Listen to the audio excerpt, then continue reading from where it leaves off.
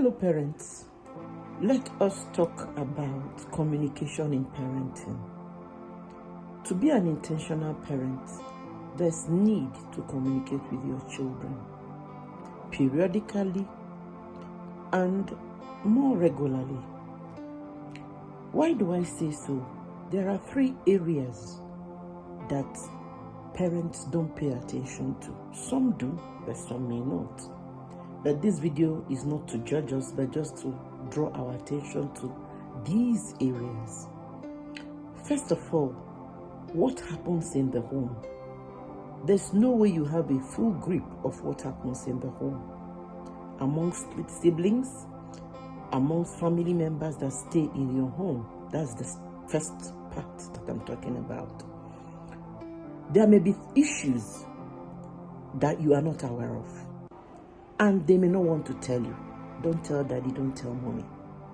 Is there a way you can pull that information out from your children? And it causes a lot of trauma for these children after they are grown-ups. You now find out that it may still be an issue for them. So as a parent, if you still have young children at home, is it possible to spare some time with them? Spend the time with them. Ask them questions individually, collectively. That's step 1. Then the second part we want to talk about is relationships that are close to the family, but you don't even know what is going on. There may be close relatives that come in and they leave. You're not aware of what happens. There may even be friends that come around and they go. You may not be aware of what is going on. For those visitors, is there anything going on that you're not aware of? And if you need to spend more time with the children and ask them these questions, it will be very helpful so that we can manage what is going on in their minds. If there are corrections we need to make, we make them before it's too late. Then the third part, what happens in the school, in their places of worship, you may not know. Is there any teacher or is there any friend that is making advances? Good, bad, ugly? Can they talk about such issues with you as a parent? So if we look at these 3 areas, which one do you think that there's a problem? You are aware of it, but you've not handled it. There's need to handle them. Practical ways. How do you handle those issues? If you are unable to do that, because we are all human beings, there's no way you can solve all the problems. That's where a professional may step in. And if you don't want to handle it and you ignore it, it will have a toll on those children and words that are in your house.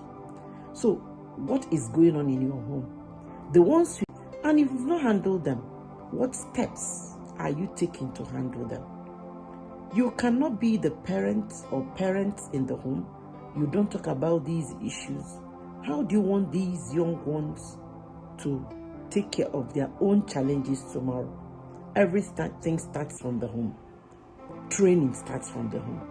The society, we all have homes. They make up the society. So it's now that you can start. It may not be too late, but if they've left the homes, you can still ask questions. You don't lose anything, because it's still better that these issues are handled. Some of them, there's nothing you can do about it. Maybe the person is no more, but the hurts are there, the pain, the trauma, they are there. That's when the child, or maybe the adult child or young one, they may need therapy. And that's where the therapist steps in, or the life coach. So as parents, let's be closer to our children. Money is not everything. No matter how you get this money, and you look at your children derailing as drug addicts, or they're keeping friends that you know that are not healthy, all these things start from trauma, what they experienced while growing up. It's time to address these issues. And may the good Lord help us as parents to do the ones we can The ones we can't, let's get the right therapist, the right life coach to handle these issues so that healing may commence.